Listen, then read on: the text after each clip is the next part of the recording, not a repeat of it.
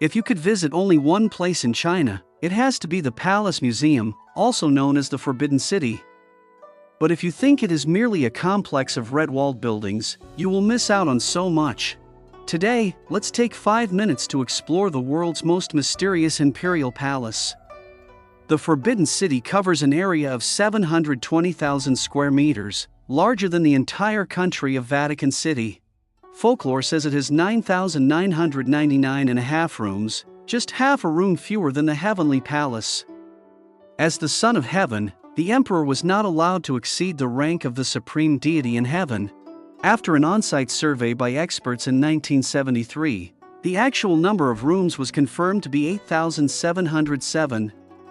Even if you stayed in a different room every single day, it would take you more than 2 decades to spend a night in each one.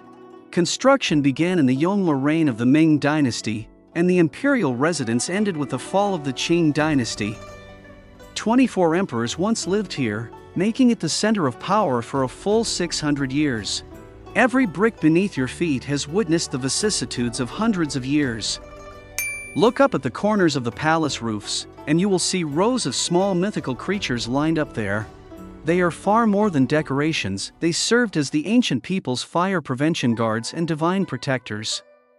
Standing at the very front is the immortal riding a phoenix.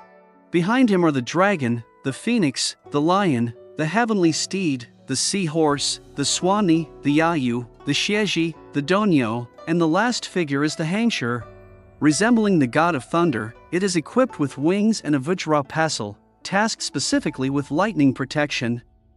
The number of these roof beasts indicates the hierarchy of a palace. 3, 5, or 7 figures are commonly seen.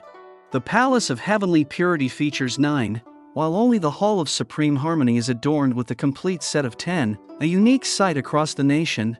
Next time you visit the Forbidden City, try counting the creatures on the roof, and you will instantly know how important that hall is.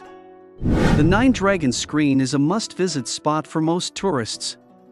The 9 dragons are all painted in distinct colors. Look closely at the third white dragon counting from the east, and you will notice its belly is not made of glazed tile, but carved from wood.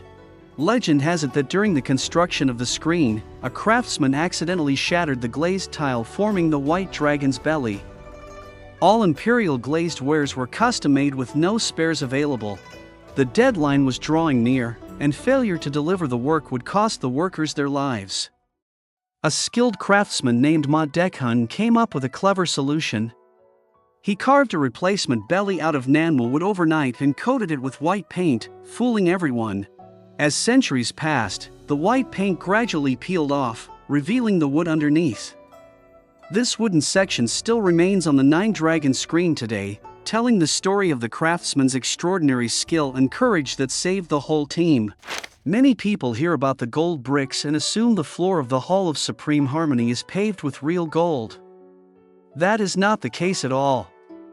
These special bricks were fired from clay taken from the bottom of Yangqing Lake in Suzhou. From soil selection to finished products, the whole process took more than 2 years, with strict standards for every single step. A qualified brick produces a clear metallic sound when struck, and its cross-section shows no air holes when broken. Due to its exorbitant cost, there is an old saying, "One tael of gold for 1 brick."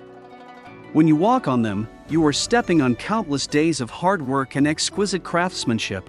Today, more than 200 cats still live inside the Forbidden City, most of them descendants of the imperial cats from the Ming and Qing dynasties. In the Ming dynasty, a special department called the Cat Chamber was set up to take care of these felines. Some cats were even granted official titles.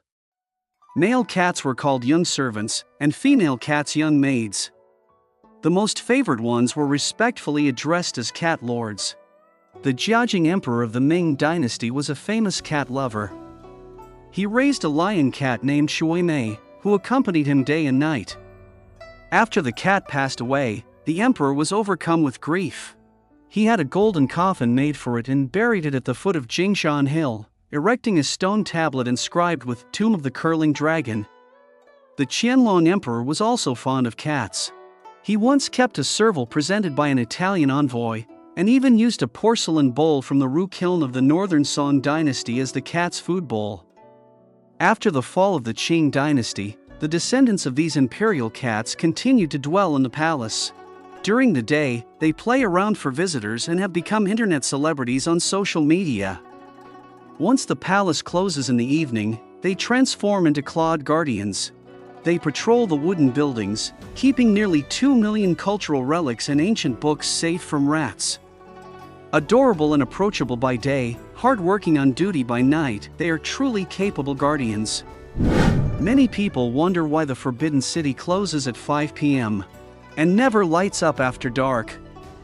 The official explanation is straightforward. As the world's largest complex of ancient wooden buildings, large-scale electrical wiring is forbidden here. A fire would bring catastrophic damage. People in the palace even avoided using the character for fire, referring to fire accidents as water flowing instead. In fact, street lamps once lit up the Forbidden City at night hundreds of years ago. In the late Ming dynasty, when Wei Zhongxian seized power, he found the lights glaring as he moved around the palace after dark and ordered all lamps to be removed. Later officials of the Qing dynasty took this temporary rule for a permanent tradition and kept it ever since. Apart from areas near the palace gates, most parts stayed pitch black at night. Ministers heading for the early morning court had to walk in darkness. Only nobles of princely rank were entitled to eunuchs holding lanterns to lead the way.